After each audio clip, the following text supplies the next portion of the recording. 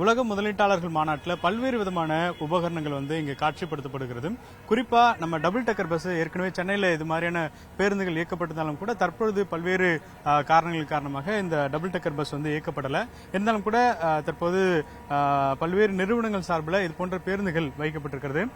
இப்போ இருக்கக்கூடிய இந்த டபுள் டக்கர் பஸ் வந்து எந்த அளவுக்கு தொழில்நுட்பத்தோட இருக்கு அப்படின்றத நம்ம நேரடியாக பார்த்துக்கிட்டு இருக்கோம்.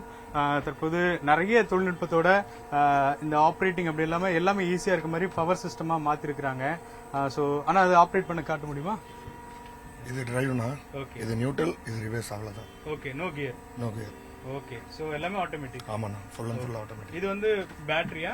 ஆமா, ஃபுல் பேட்டரி தான். ஓகே.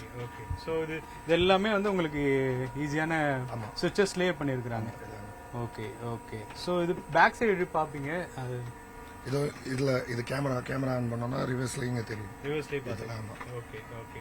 சோ இன்னைக்கு இருக்கக்கூடிய தொழில்நுட்பத்துக்கு ஏற்ற மாதிரி முழுக்க கியர்லெஸ் பஸ்ஸாவே நம்ம பாக்குறோம். ஏன்னா பேருந்துகள்ல பெரும்பாலும் கியர் அப்படிங்கிறது மஸ்டா இருக்கும். இருந்தாலும் கூட இது வந்து ஒரு சுவிட்சஸ்லயே வந்து எல்லாமே ஆப்ரேட் பண்ற மாதிரி வைத்திருக்கிறாங்க. சோ நம்ம பின்னாடி போனோம்னா அப்படியே ஸ்டெப்ஸ்ல வந்து மேல போய் பார்க்கலாம். ஸோ இது வந்து சென்னையில் முன்னாடி இருந்துச்சு. ஆனால் இப்போ டபுள் டக்கர் பஸ் வந்து சென்னையில் கிடையாது. ஆனால் விரைவில் கொண்டு வருவதற்கு போக்குவரத்துறை வந்து ஒரு சில வழித்தடங்களை இயக்கலான்னு சொல்லி ஒரு ஆலோசனையில் இருக்கிறாங்க.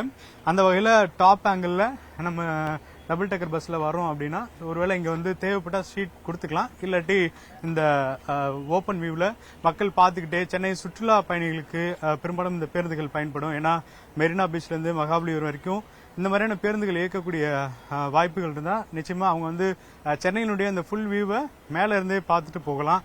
ஸோ அந்த மாதிரி வந்து நிறைய இந்த குளோபல் இன்வெஸ்டர்ஸ் மீட்டிங்ல நிறைய தொழில்நுட்பங்கள் சார்ந்த பல விஷயங்கள் வைக்கப்பட்டிருக்க மாதிரி இது மாதிரி டபுள் டக்கர் பஸ்ஸஸும் வைக்கப்பட்டிருக்கிறதுனால வரக்கூடிய நிறைய பார்வையாளர்கள் இது ரொம்ப கவர்ந்து இருக்கக்கூடிய விஷயமா பார்க்கிறோம்.